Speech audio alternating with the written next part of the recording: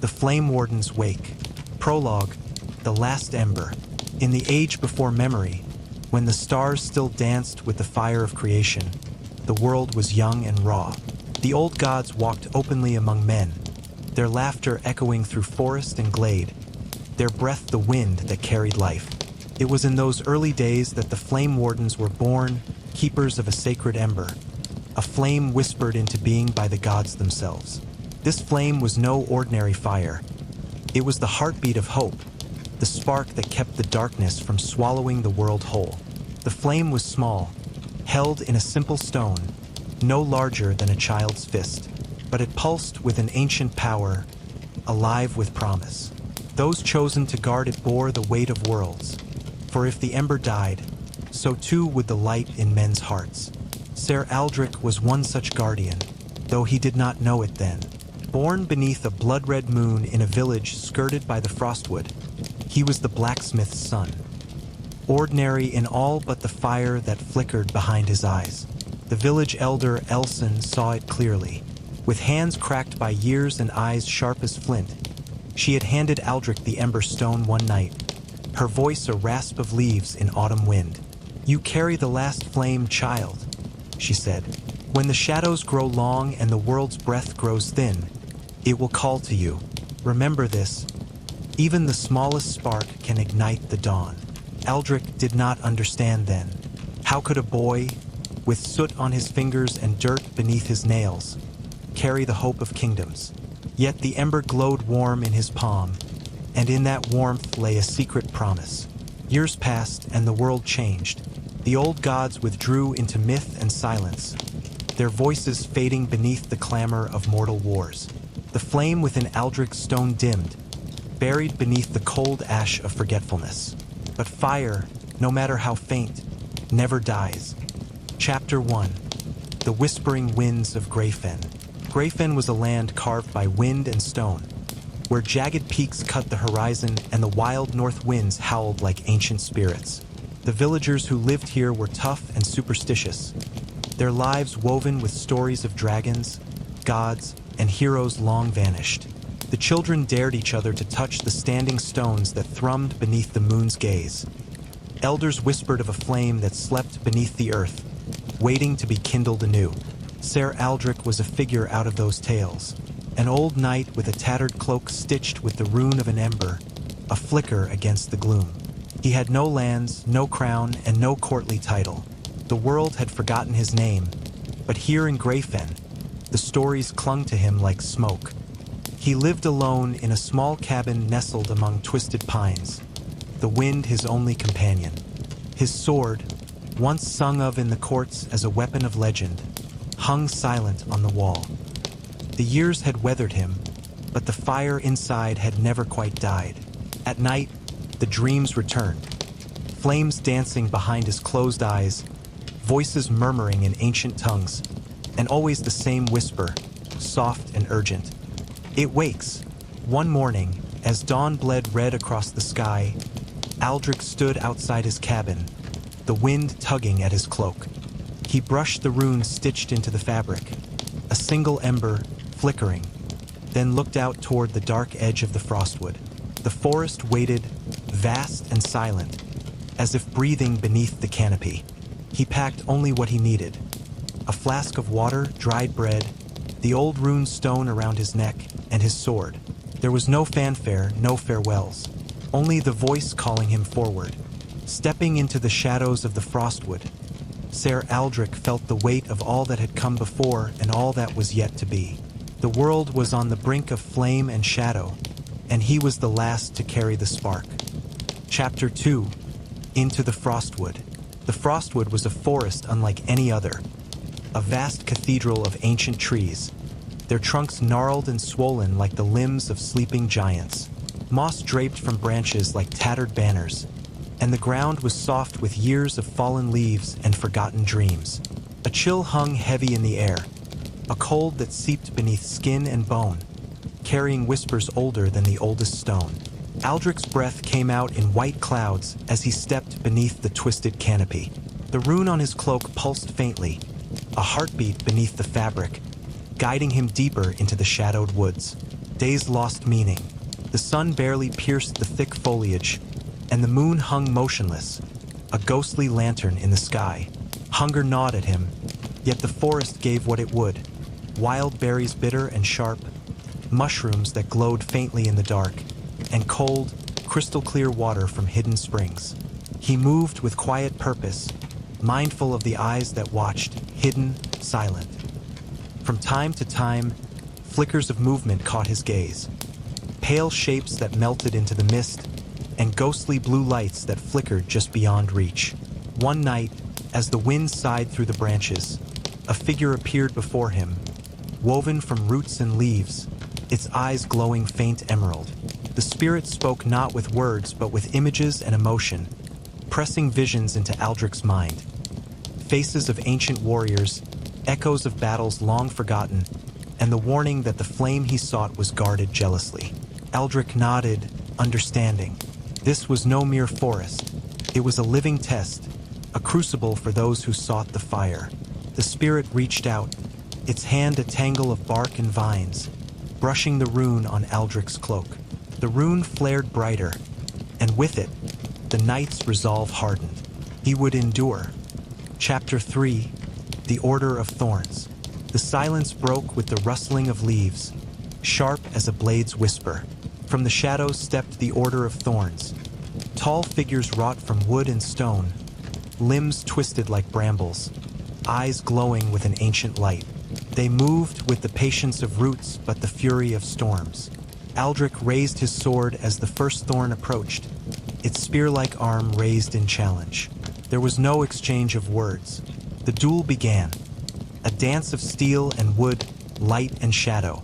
Each thorn was a living weapon, their bodies shifting like bark in the wind. They struck with deadly precision, each blow echoing with the weight of centuries. Aldric fought with every ounce of strength and skill, his blade singing flames of old with every parry and thrust. But this was no ordinary battle. The Order did not fight just with weapons, they attacked memories. With every strike, images flooded Aldric's mind. Faces he had lost, battles he had survived, the heavy cost of the fire he bore. Doubt gnawed at his soul. Could he carry the burden? Was he truly worthy? One thorn caught his sword and pressed close, whispering in a voice like breaking with the names of his family, the village he'd left behind, the boy who had dreamed of heroism but never lived to see it. Pain seared through Aldric's heart, but the ember within flared to life. With a roar, he broke free, driving the thorn back and sending splinters of bark and leaf scattering. One by one, the warriors fell, some broken, others bowed in respect. When the last thorn knelt, Aldric lowered his sword, breath ragged but spirit unbroken. The path to the vault of starlight lay open. Chapter 4: The Dreaming WYRM. The vault of starlight lay buried deep beneath the roots of the frostwood, a cavern carved by time and touched by magic older than the mountains themselves. Crystals jutted from the walls like frozen stars, catching what little light filtered in and fracturing it into shards of color that danced across the cold stone floor. A hush hung heavy in the air, a silence so profound it seemed the world itself was holding its breath. At the heart of the vault, curled like a sleeping temple, lay Esterin, the dreaming WRM.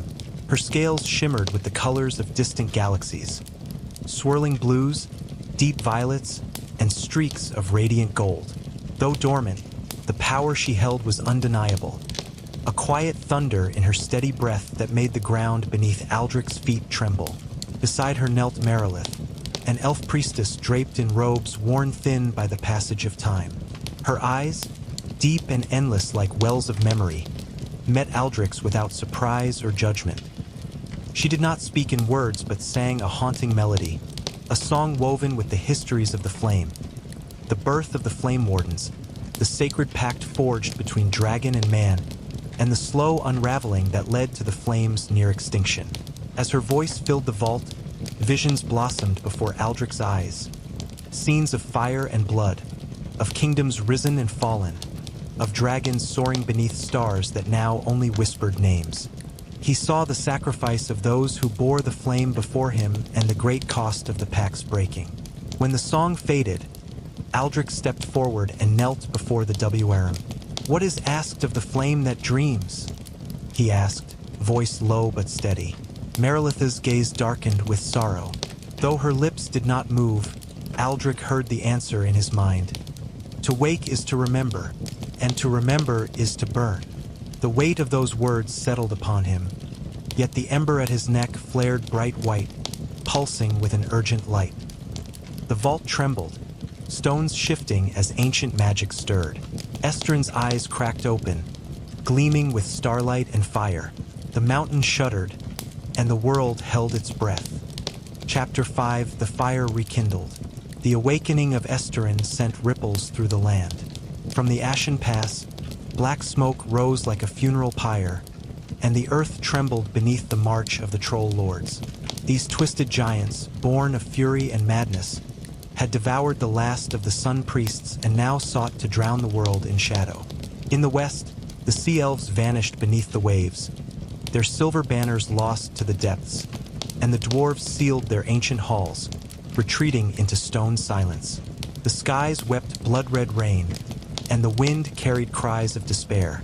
But from the heart of the Frostwood, the last Flamewarden and the dreaming WIRM emerged. Behind them trailed an army unlike any seen for centuries. Oathbreakers bound by old promises, restless spirits freed from chains, wild elves with eyes storm-dark, and horned beasts that prowled forgotten forests. As Aldric rode through cities that had long forgotten the old tongue, gates opened wide in awe and fear. Farmers dropped their plows. Children stared wide-eyed as embers from Estrin's wings painted rivers of fire across the sky. Each victory in battle carved Aldric's legend deeper into the world's memory. But with every flame lit, the WRM's hunger grew darker and more desperate. The world was waking, but so too was something old and terrible. Chapter 6: The Fields of Mourning. The fields of mourning stretched wide and barren, a scar across the land where grass no longer dared to grow. The soil was cracked and blackened, stained with the ash of battles long past, and the wind whispered tales of sorrow through the skeletal trees that clung stubbornly to life at the edges. Here, the final confrontation with the troll lords loomed. For 3 days and 3 nights, the sun vanished behind a veil of smoke and flame, as if the world itself had gone dark in fear. The very air seemed to tremble under the weight of war.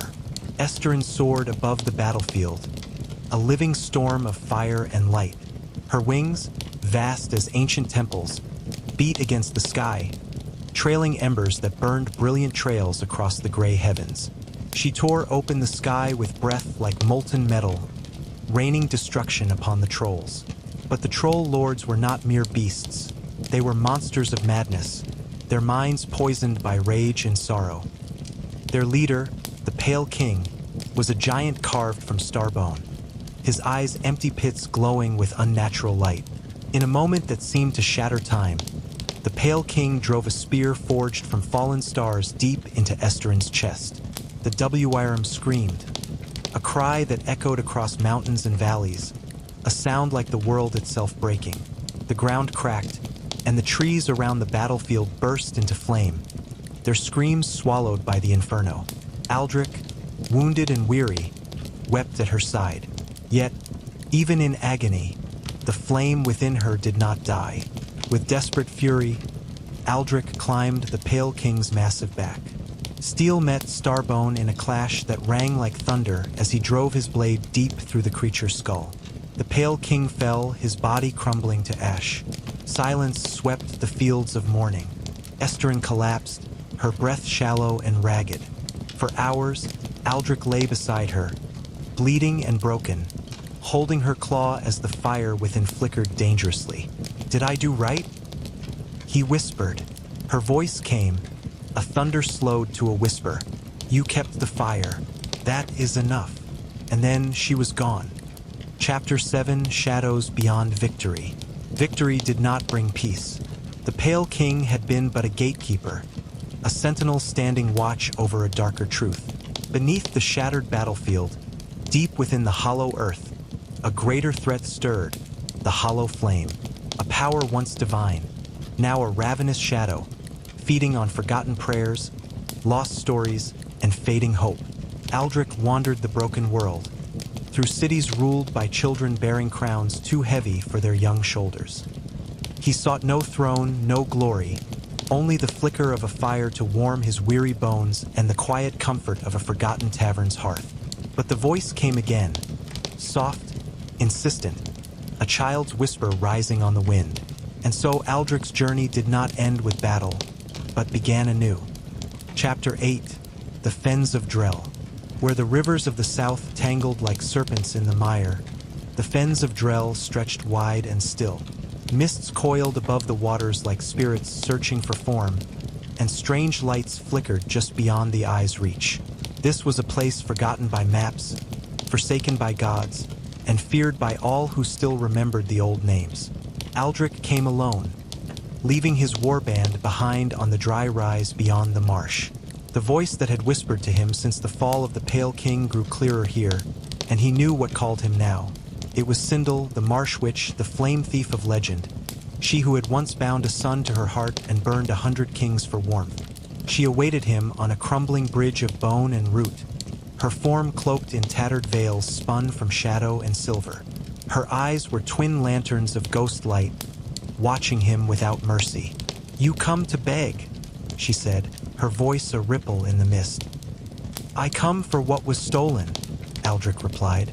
She laughed, low and bitter. "Stolen? Or surrendered? You wear the flame like armor, boy. But have you ever asked what it costs to hold it?" Aldric did not flinch. "It cost me a dragon." Sindel's gaze softened. "Almost. She was the last," the witch said. "And yet not enough." From the mists came figures, the lost Flamewardens, long dead but not gone, eyes hollow, armor cracked, their mouths sewn shut. They surrounded Aldric, silent and still, and waited. "This is your trial," Sindel whispered. "You must take back what was yours. But know this, to wield the full flame is to bear the full burden. You cannot turn away." Aldric stepped forward, fire blooming from his chest like a rising sun. He looked into the empty eyes of the lost and did not waver. "I have turned away from nothing," he said. "Let them come." The mist screamed. When he emerged at dawn, the fens behind him were silent once more, and at his side walked the shade of Sindel, her eyes now dimmed. He bore the full flame, and it bore him in turn. Chapter 9, The Hollow Ones of Ironwood. Ironwood was once a forest of titans, trees with bark like forged steel and roots that drank from the bones of the earth. But now it was a graveyard. The trees stood blackened, leafless, their trunks hollowed by flame and rot. Nothing sang here. Even the birds had forgotten how. It was here that Aldric met the Hollow Ones, spirits of flame corrupted by grief. Once protectors of the deep groves, they had lost their names when the WRM fell. Their forms flickered between shadow and cinder, and their voices came like wind across ash. They spoke not in threat, but in sorrow. "You burn too bright," they warned. "You will break the world." "I will remake it," Aldric replied. So they tested him. They dragged him through the Heartwood, where time twisted and dreams bled. They showed him what could have been. Esteren alive, the war never begun, the tavern where his mother once sang, untouched by war. "Choose this," they whispered. "Put down your flame, and it will be so." But he did not choose comfort. He chose truth. He burned through the dream. When he emerged from Ironwood, his hair was white as snow, his eyes rimmed in glowing ember. The Hollow Ones followed behind him, not as enemies, but as silent witnesses. The world had tested Aldric, and it had not found him wanting. Chapter 10, The Threshold of Echoes. They said the world ended in silence, but they were wrong. At the furthest edge of Valerian, where no maps dared mark and no birds dared fly, lay the Threshold of Echoes, a cliff of obsidian stone hanging over an abyss not of water, but of sound, or the memory of it. Beneath its precipice was not sky or sea, but a void that hummed with all the songs the world had forgotten. Lullabies never finished, prayers never heard, names never spoken again. Here, the first fire was said to have fallen, not as flame, but as a word. And it was here that Aldric, bearer of the last WRM's gift, came at last to meet the voice. It greeted him not as a god, but as a child. "You carried me well," it said, taking form from the shadows. Not a flame, but a boy no older than 10, barefoot and crowned in smoke. "You kept the fire, even when it burned you." Aldric knelt, exhausted. His armor was cracked, his blade dulled, his soul frayed by choices made and friends buried. "I carried it because I had no choice," he said, "but I never understood it." The boy smiled with infinite sadness. "No one ever does. Fire isn't meant to be understood, only remembered." He reached out a hand, and Aldric hesitated. "If I take it," Aldric asked, "what do I become?" "Not a god, not a king, something rarer." The wind whispered around them, carrying voices from the deep. Esterin's roar, Sindal's song, the battle cries of fallen knights, the laughter of Aldric's father in a tavern long lost to time. "You become the story," the voice said, and Aldric took the hand. Light bloomed, not a flash, but a quiet, radiant unfolding. Not heat, but memory. And when it faded, Aldric stood taller, not younger, not older, but complete. He turned from the threshold, and behind him, for the first time in an age, the sun rose not red with blood, but gold with promise. Chapter 11, Ember and Ash. The journey home was long, but this time there were no armies. No curses. No flames chasing him in the dark. Only the rhythm of boots on soil and the faint weight of a world beginning to heal. Word spread faster than Aldric's footsteps. Villages lit their hearths before he arrived, placing bowls of grain and salt at their thresholds. Children carved dragons into wooden fences. Old songs, once whispered only in fear, were sung aloud beside the fire. He came not to conquer, but to listen. In the ruins of Fellhollow, he found a single child tending a fire. The girl looked up, eyes wide. "Are you him?" she asked. Aldric did not speak. He only sat beside her and warmed his hands. Later that night, in the village square, he told a story.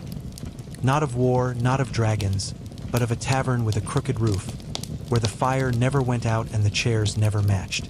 A place where every stranger became kin and no one drank alone. When he finished, the girl asked, "Is it real?" And he smiled. "It will be." Chapter 12. The War That Would Not Die. Though Aldric had laid down his sword, the world had not yet followed. In the eastern reaches of the kingdom, where the land cracked and bled from centuries of forgotten sorcery, a war still burned. It was not fought with blades or banners, but with memory and malice. Here, the war that would not die raged, a phantom conflict, held in place by the very souls who refused to believe it was over. Ghost soldiers marched in endless formation, their shields bearing crests of empires long collapsed. Fields reeked of smoke, though no fire burned. Whole towns were caught in a loop of grief, waking each day to the sound of drums only they could hear. Aldric walked into this realm alone, his flame now hidden behind a cloak of dusk. He entered a village at dusk, where an old man wept beside a well. "They never came back," the man whispered, clutching a wooden sword. "They promised they'd come back." Aldric touched the water and saw them, sons and daughters, fathers and mothers, still locked in the war's grasp, fighting not to win, but to remember why they began. He stepped into the echoes and did not blink. He walked unarmed through fields of phantoms and stood between sword and shield. He spoke not with command, but with grief. He told them of the flame, of Esterin, of the fens and the hollow ones, of the threshold and the song that ended in peace. And the ghosts listened. One by one, they laid down their weapons, not with shame, but with relief. And when the last of them turned to ash in the morning light, the land sighed. The war was finally over. Chapter 13. The Bell Without a Tongue. Far north, nestled within a ruined chapel buried by centuries of snow and silence, hung a bell without a tongue. once called Verdanthia, the voice of judgment. It had not rung in 500 years. The people of the Highlands believed it told only when the end of an age had come, and that the next time it sounded, the stars themselves would fall. Aldric came not to ring it, but to listen. The chapel was a skeleton of stone and frost. Ice clung to the arches like bone-white ivy, and yet the flame within him did not melt the snow. It respected the stillness. He climbed the winding stair to the bell, brushing snow from the runes etched into its sides. They were not warnings. They were questions. Who speaks for the silence? What song do we sing when the fire is gone?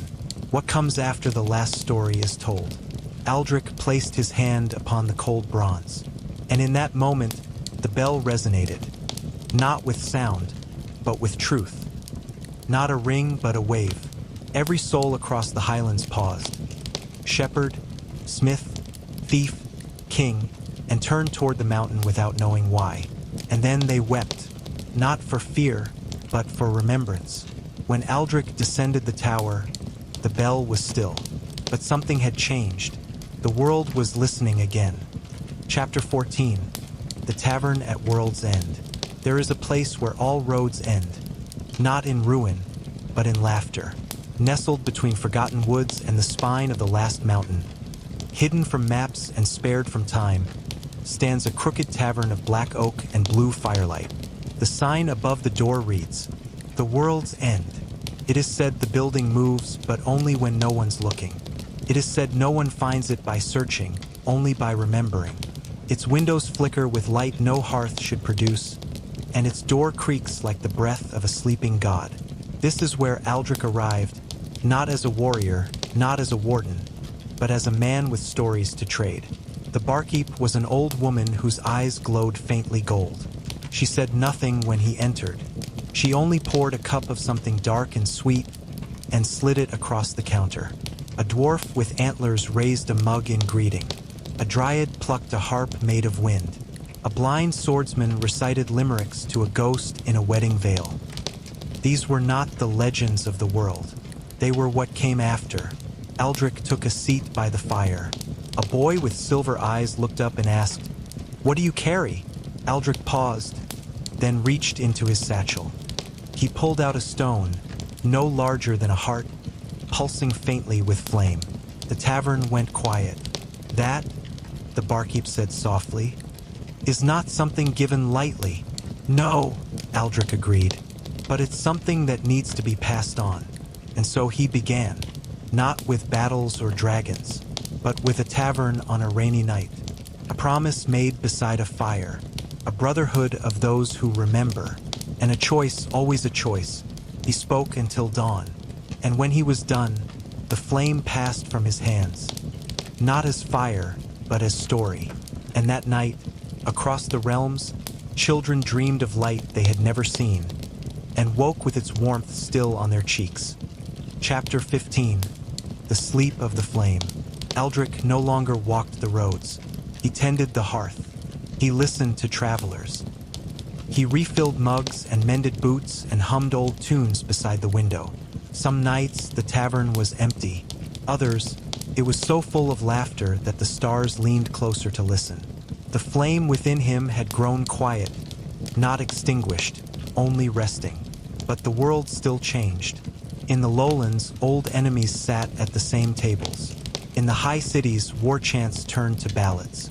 In the mountain holds, children practiced not with blades, but with stories, learning how to hold the world not in fists, but in memory. They did not know Aldric's name, but they knew his fire. One evening, as snow drifted softly through the rafters, the barkeep turned to him. "You ready?" she asked. Aldric, older now, smiled gently. "I think I've earned a little sleep." He stepped into the back room, where no door had stood before. It opened into a field of golden grass, where time moved sideways and nothing hurt.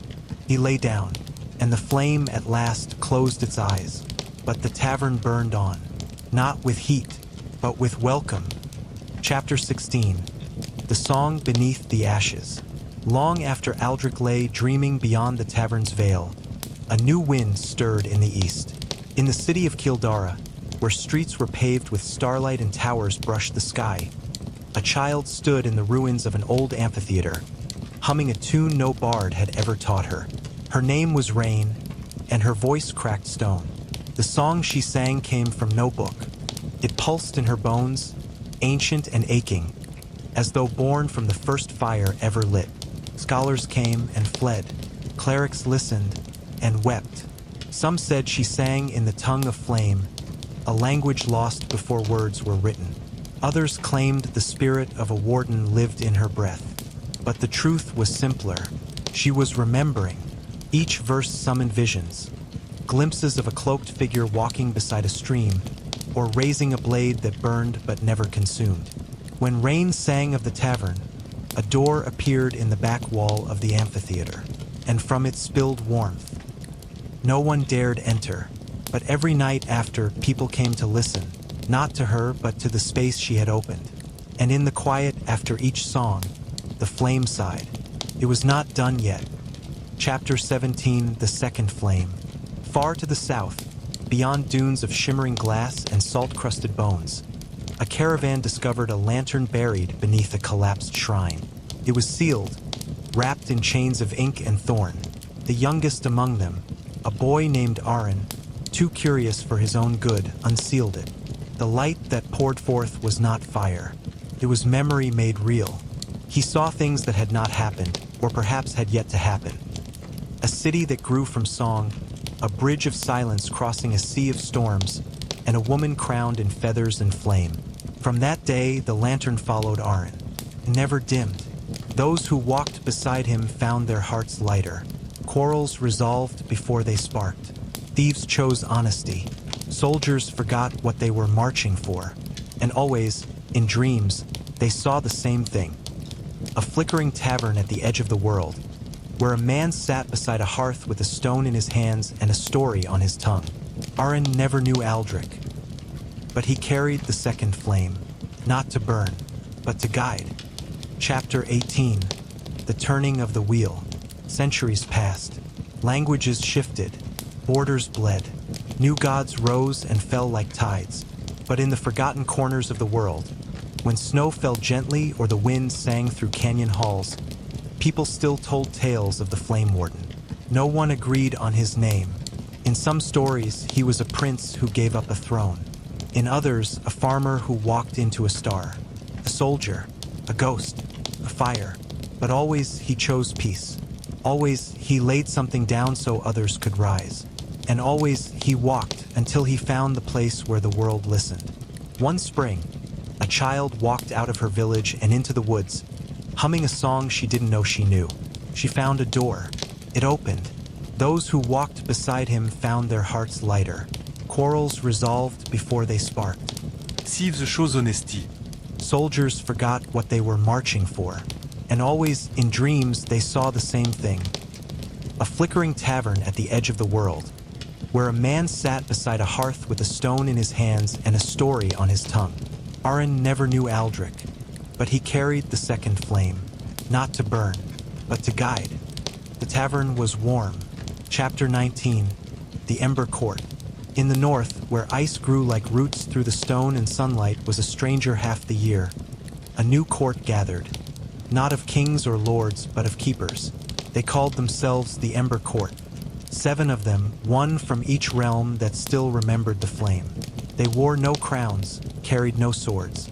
Their only weapon was remembrance. At each solstice, they met at a circle of standing stones that had once been a battlefield, now covered in soft moss and old song. Each brought a tale. Some were personal. The story of a sibling spared, a village rebuilt, a feud undone by a tale of the past. Others were vast. Empires that collapsed not from war, but from kindness. Cities born not in conquest, but in reconciliation. And with every telling, the stones glowed, faintly at first, then brighter, as if warmed by the fire beneath all things. On the 30th solstice, one stone cracked open. Inside was a blade. It was not sharp. It was not metal. It was made of wood, wrapped in old twine, with a single rune burned near the hilt. Hearth. They did not take it for war. They placed it in the center of the circle, not as a relic, but as a reminder. The Flamewarden did not win by destroying. He endured by inviting. Chapter 20. The Ghost of Flame. Legends have strange rules. Some die, others fade, but a few, the rarest, become places. One such legend lived in the misty cliffs above the drowned valleys of Sarowin. Travelers spoke of a figure seen at dusk, standing on a ruined watchtower that no longer existed. He held no lantern, but his chest glowed like coals under skin. He never spoke. He only watched. Some said he waited for someone. Others whispered he was watching for fire, lest it consume the world again. One evening, a girl named Liz climbed the cliff. She carried nothing but a half-written song, a lute with 3 strings, and the name Aldric folded into a verse her grandmother once hummed. When she reached the peak, the ghost did not vanish. Turned, and it listened. Liz played. She missed notes. Her hands shook, but she played through. When she was done, the ghost of flame knelt, placed a hand on her head, and vanished. Not into wind, not into shadow, but into her. That night, Liz's song spread like warmth in winter. She became not a bard, but a spark. And wherever she played, even the hardest hearts softened, if only for a breath. Chapter 21. The Firekeeper's Oath. In the archives beneath Vel Archon, a city built from hollow bones of dragons long gone, an old scroll was found by accident. It was wrapped in fireproof silk, marked with a single glyph, Flamekeeper. The scholar who opened it was a quiet man named Thalen. He had no family, no rank, only ink-stained fingers and dreams of warmth he could not explain. The scroll contained no history. It was a promise. Let the flame be not a weapon. Let it be shelter. Let it be not for one. Let it be for all. Let it live in the stories we share, the hands we hold, the fires we light. When all seems lost, Thalen copied it by hand. He taught it to his students. They taught it to theirs. Within a decade, the Firekeeper's Oath became a rite of passage across villages and cities that still believed peace was a thing worth fighting for. And though no warden rose again, many lit candles each night and whispered the lines to the dark. And the dark, curiously, listened.